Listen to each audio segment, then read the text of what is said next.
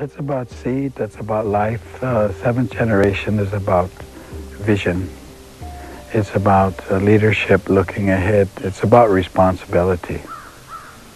And seventh generation reminds you that you have responsibility to generations that are coming, and that you indeed are in charge of life as it is at the moment.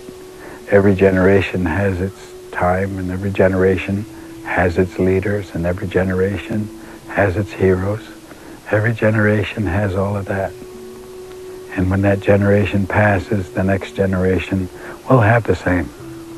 They will also have their leaders. They will also have their heroes. They will also have their problems.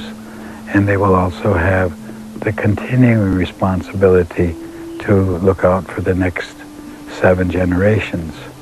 Go to 3. Done, 2. All you gotta do is copy them. You have to raise your own leaders. They're not going to come out of the air. They're not going to come from what you can see around now. You got to start it just the way a little plant grows. You got to do that. Raise your leaders. And how do you go about that, raising your leaders? Is that with the Well, attitude? first of all, you have to observe that all children have a common leader. You watch children play, and it doesn't take you very long when you can see who the leader is. Well, now you have to guide that person. And you have to deal with that person. Then you have to recognize that that person really understands. And so maybe by the time they're a little child, whether it's a boy or a girl, you've been observant for 19, 25 years. It comes time to move, and you walk in and you know who you're talking to. Because there's natural leaders.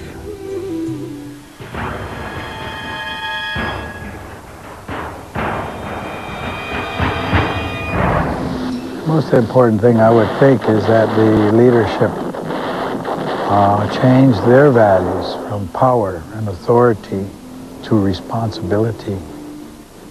I don't think, as in the United States, they have a Bill of Rights, that they added on to the Constitution of the United States. And I think that should have been a Bill of Responsibility, not a Bill of Rights.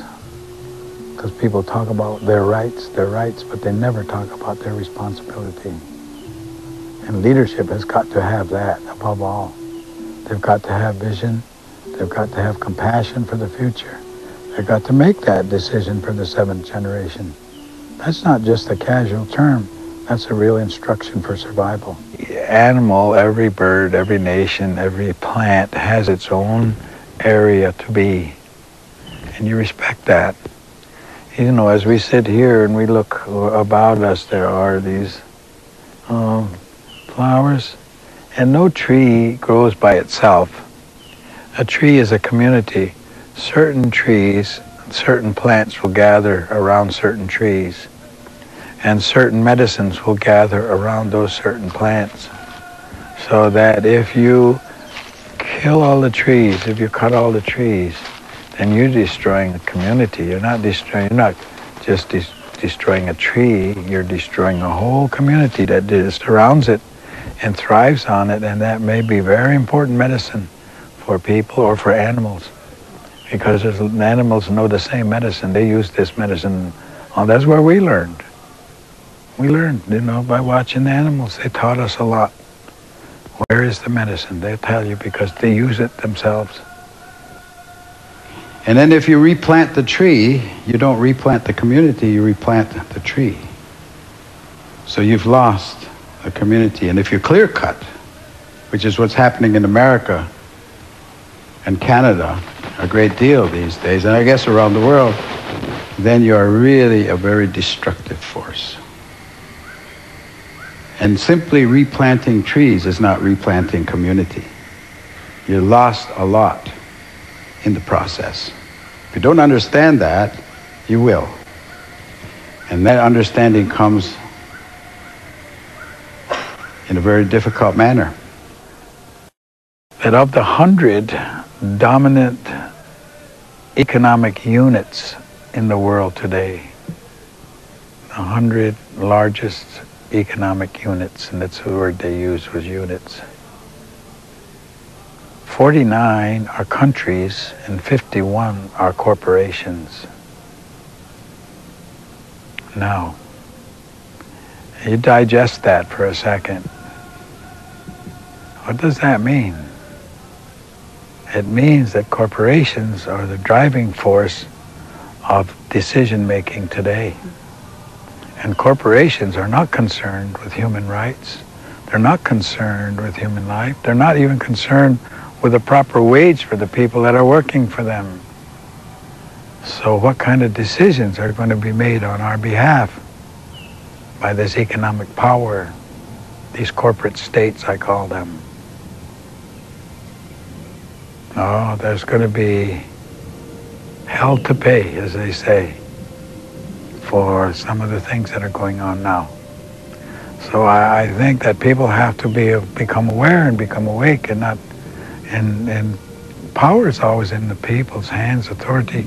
They need to come of one mind, and they need to challenge the values that are being shoved at them today, because this has become a consumer society. It's driven by economics. It's not driven by common sense. It's economics. But do all people have the possibility to work from common sense instead? Well, I was born with common sense. That's why they call it common sense. You know, I mean, you have common sense. You just got to use it, that's all. And you got to just evaluate what somebody tells you. You know, if you use your common sense, you say, well, that doesn't work. No, I don't think so. I mean, I remember when one of our chiefs, we had a group of boys who had done something bad, and they were sitting in front of the chief's council, and they were talking about, you know, who was the leader.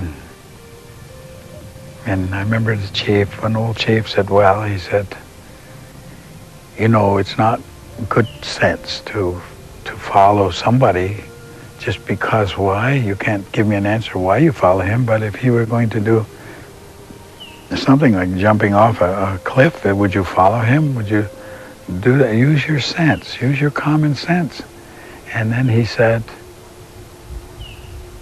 everybody should be their own leader. In other words, do your thinking for yourself. Будут участвовать в этих...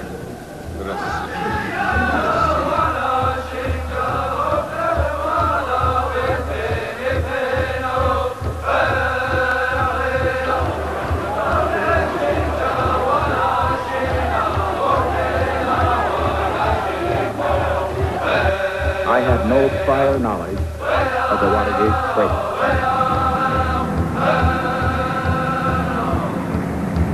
So how's God going to talk to me in the latter days? And who's going to bring that book? There will be no excuses. Now we see flames. There are flames coming out of it. The compound is on fire.